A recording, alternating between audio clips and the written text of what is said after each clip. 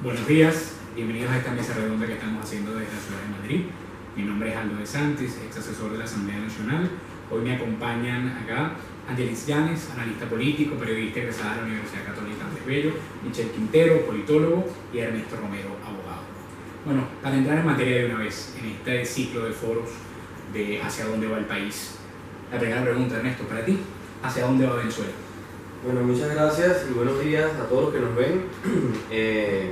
Considero que el país va desde un gobierno dictatorial, ¿verdad?, hasta un estado totalitario, un estado que poco a poco ha ido tomando cada uno de los poderes públicos. El Ejecutivo se ha hecho del poder moral y ciudadano, se ha hecho del poder electoral, del poder judicial y de alguna forma ha venido deslegitimando a la Asamblea Nacional, que era un poder que no estaba en manos del Poder Ejecutivo, pero que poco a poco pues, le ha ido quitando funciones, ha ido persiguiendo a su dirigencia, a la dirigencia política que forma parte de la Asamblea Nacional. ¿Y hacia dónde quiere llegar? Pues a lo que es el Estado comunal. El Estado comunal que ellos han venido, que el gobierno nacional, que con el partido de gobierno lo ha tenido claro en lo que es el plan de la patria que Chávez pues, manifestó en su momento cuando quedó electo, y ese poder comunal básicamente que va a quitar todo lo que es el Estado de Derecho y todos los poderes que ya se han constituido constitucionalmente para establecer lo que son las comunas, los consejos comunales y configurar lo que es el tribunal comunal en vez de un tribunal constitucional y la economía popular en vez de lo que es la economía de mercado, y al final pues vamos a entrar en un estado totalitario de características comunistas, ¿no? Entiendo, perfecto. Michelle, lo mismo para ti, ¿hacia dónde va el país? Bueno, buenos días. Yo creo que decir hacia dónde va el país en este momento es dar una respuesta un poco temeraria, ¿no? O sea, ahorita plantearse qué va a hacer de Venezuela es bastante complejo. Sin embargo, a través de las encuestas que nosotros hemos estado realizando con More Consulting, se pueden plantear dos escenarios. Un escenario que es el escenario esperanzador, es el escenario que todos quisiéramos, que es el del diálogo. Pero el diálogo real, el diálogo con unos interlocutores internacionales que realmente lleven en concreto las soluciones para el país, además de que se entiende ese diálogo como una negociación. Nosotros lo hablamos en otras oportunidades, que para que este diálogo se tiene que hacer una negociación que cada lado tiene que dar algo, y la oposición lo tiene que entender así y el pueblo venezolano lo tiene que entender así, para que realmente esto se concrete. ¿Y la segunda visión? Y la segunda visión es la visión, bueno, pesimista, es la visión que nadie quisiera escuchar, pero que es muy probable, que al final el gobierno cada vez se está fortaleciendo más. Increíblemente Maduro está ahorita en 34.5% de aprobación. No había tenido ese número desde el 2015, finales del 2015. Y ha subido 14 puntos desde mayo, que fue cuando se instauró la Asamblea Nacional Constituyente. Entonces sí te dice que hay un gobierno que se está fortaleciendo y un gobierno que sanciones al país pueden hacerlo mucho más sostenible, aunque eso no se entienda así. Angelis, por favor, ¿hacia dónde va Venezuela? Bueno, buenos días. Antes que nada, desde julio que se instaló la Asamblea Nacional Constituyente, justo para retomarlo allí, en ese momento creo que Maduro había llegado a su nivel más bajo, que era menos del 20%. Yo creo que sin lugar a dudas, hablar hoy en día de hacia dónde va es un escenario que cambia día a día, que está constantemente, decir evolucionando no, pero sí cambiando según los intereses de. Yo creo que hoy en día el gobierno está jugando a la desesperanza completamente, y esta desesperanza es lo que ha hecho, yo no sé si aumentar el nivel de favoritismo hacia el presidente Maduro, pero sin lugar a dudas ha hecho que la sociedad se distancie hoy en día de nuestros parlamentarios, de nuestros dirigentes de oposición, que son quienes nos representan allí.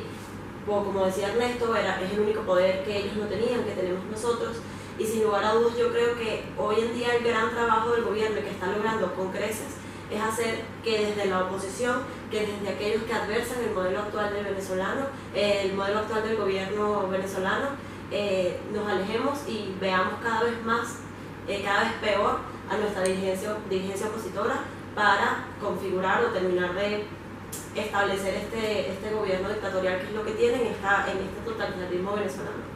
Muy bien, me gustaría completar un poco lo que ustedes dicen también con el tema social. La crisis económica no se detiene, la crisis social no se detiene, pero pareciera que la crisis política avanza. Parte de lo que ustedes decían, hacia el modelo de Estado comunal, la negociación o el diálogo es posible, es viable, hay voluntad política para ese diálogo. Y finalmente lo que tú dices, la sociedad distanciada de los políticos.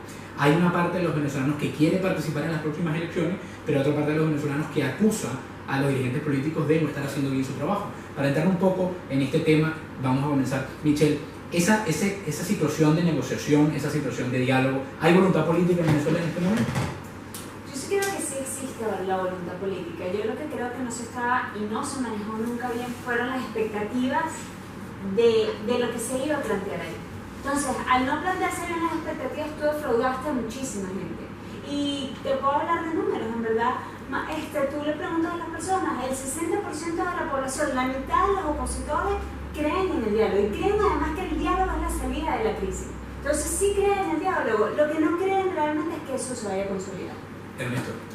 Pues tenemos que recordar que no es la primera vez que se llama una mesa de diálogo, tenemos que recordar que han pasado varias etapas donde se ha asistido, donde la oposición ha ido, pero siempre pues ha resultado mofada o digamos, básicamente el gobierno ha pateado la mesa y la oposición siempre ha quedado pues en ridículo, en cuestión que a la gente quizás no le ha gustado ese papel que ha tenido la oposición para ir nuevamente a una mesa de diálogo.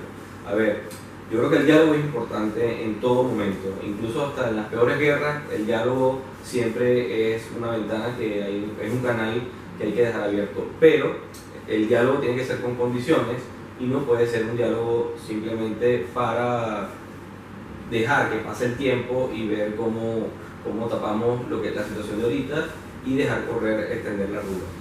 Yo creo que precisamente el problema que se nos presenta ahora con respecto a los escenarios de diálogo en el pasado es que el venezolano somos muy demócratas. Nosotros creemos en las elecciones, nosotros creemos en el diálogo, en conversar para así solucionar los problemas. En el pasado creo que teníamos más claro desde el rol de la oposición que este diálogo siempre estaba trucado, que siempre pasaba algo y podíamos entender que el gobierno pateara la mesa y se acabara la negociación.